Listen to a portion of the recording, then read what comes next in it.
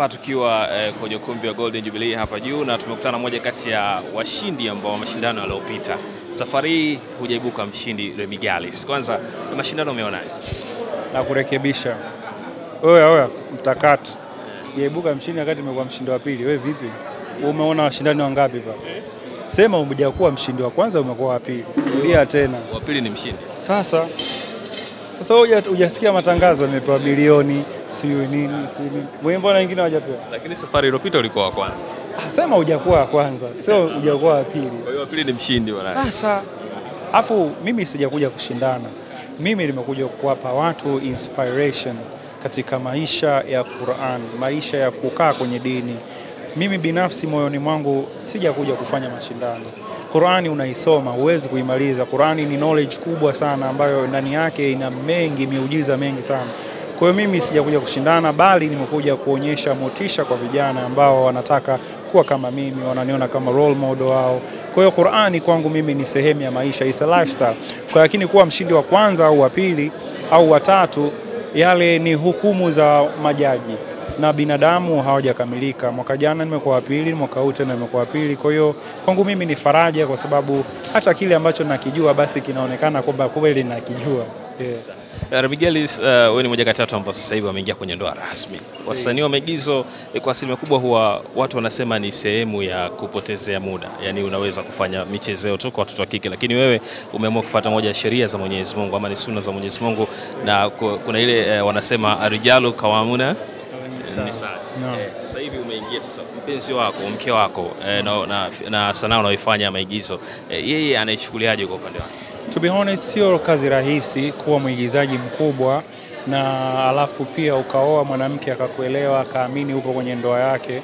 Lakini kinachotokea hapo ni maelewano baina wawili, jinsi mnavyoishi pamoja, jinsi anavyokuamini, jinsi mnavyozungumza, jinsi mnavyoachana, jinsi unavyorudi nyumbani. Kwa hiyo ni discipline. Kama una discipline na unaamini unaingia kwenye maisha ya ndoa na unaishi na mwanamke ambaye ameacha familia yako kwa ajili yako, lazima tu utaishi kwenye miungo ya dini na miungo ya ndoa inavyotaka. Lakini sio rahisi, ndio maana unaona ndugu zangu ambao wako kwenye maisha ya maarufu hayanawashinda, na mwisho wa siku wanaibika, kwa sababu sio jambo ambalo linahitaji mihemko bali maamuzi.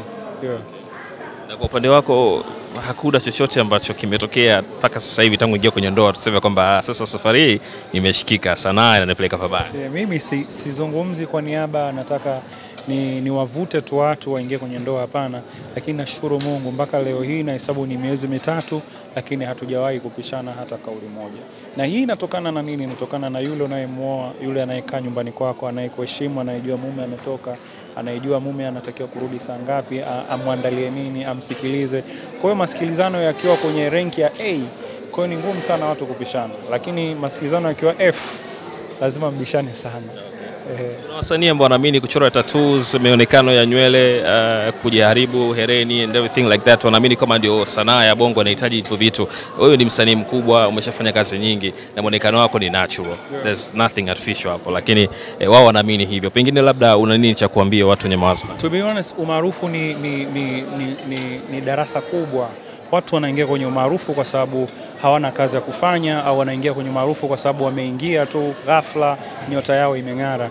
Lakini ukisoma kwenye vitabu vya Anglican Death, huyu jamaa alikuwa ni Mtaliano, aliandika vitabu vya umaarufu, alisema famous is a devilship. Umaarufu ni ushetani. Kwa yule shetani ndo anayekuzidi nguvu, anakukaa kwenye mwili, anakuambia chora tattoo, hebu dunda kidogo, toboa masikio, usiongee na watu ambao hawako kwenye level yako. Anakujengea diplomacy mbaya kwa watu ambao unatakiwa uishi nao vizuri, waheshimu, usidharau mtu. Kwa hiyo umaarufu ni ushetani. Kwa hiyo ukikubali umaarufu kuendeshe, ndio unakutana na maarufu yule ambaye anafanya yale ambayo unayasema. Lakini ukiukataa na ukasema umaarufu ni sehemu ya kuokota tu maisha yaende, basi utabaki kwenye nguzo zako za misingi ya maisha. Hivi anaisoma dini ndio anaifahamu dini? Kuna kusoma na kuelewa, alafu kuna kuifahamu. Kusoma ni kuisoma kama wanafunzi, kuelewa unapata ujuzi kile ambacho unakisoma, na kuifahamu ni kuifanyia kazi kile ulichokifahamu. Lakini wapo waumini wa dini ambao wanaisoma, wanafahamu na pia hawatekelezi. Ndio maana kwenye Qur'ani Mwenyezi Mungu anasema ya ayyuhalladhina amanu lima taquluna ma la taf'alun, nyie mlioamini, kile mnachokisema hamkitekelezi. Hapa wanaongelewa ni waumini wa dini ambao wanasambaza maneno ya Mwenyezi Mungu lakini hawayaishi katika yale maneno. Sisi umenijibu hivyo, manake kuna kitu nacho na mimi natamani kuuliza hili swali. Hivi karibuni kumekuwa na wimbi la watu mashuhuri kufuturisha watu mwezi mtukufu wa Ramadhani, na moja ya watu ambao tumeona Diamond kafanya Wasafi Iftar, Ali Kiba kafanya hivyo, na hata Manara leo pia amefuturisha watu. Pengine wewe kwa upande wako iko vipi? Watu ambao wanasema kwamba iftar ni lazima ufuturishe watu wenye hali ya chini, watu wa hali ya juu sio kufutarisha kwa sababu wanajiweza. Pengine utuwekee sawa hii. Okay, kama mimi binafsi pia nimefuturisha. Nilikuwepo Tandale kwenye kituo cha watoto yatima wenye uhitaji zaidi. Unajua kufuturisha unapata thawabu kwa Mwenyezi Mungu, lakini kuna madaraja. Kuna huyu ana uwezo, kuna huyu hana kabisa. Kwa hiyo wewe utachagua unataka kukaa kwenye daraja lipi. Kwa mimi nilichagua kwenda kufuturu na watoto yatima Tandale kwenye kituo cha Madina, na nimeona hali ya halisi maisha yao jinsi ilivyo, na uhitaji sio tu kufuturu bali kuwapelekea na mahitaji mengine. Kwa hiyo wewe na Mungu wako unatafuta nini, na ambacho mimi nimekiona, nisizungumzie wenzangu kwa nini wamefanya hivyo, lakini mimi binafsi ukiniuliza nimeona nifanye hiyo njia ambayo nimekwambia. Unaona kwako ni sahihi? Yes. Ambayo Mwenyezi Mungu kaitaka kuifanya hivyo. Sahihi kabisa. Mwenyezi Mungu kataka ufuturishe watu ya hali ya chini.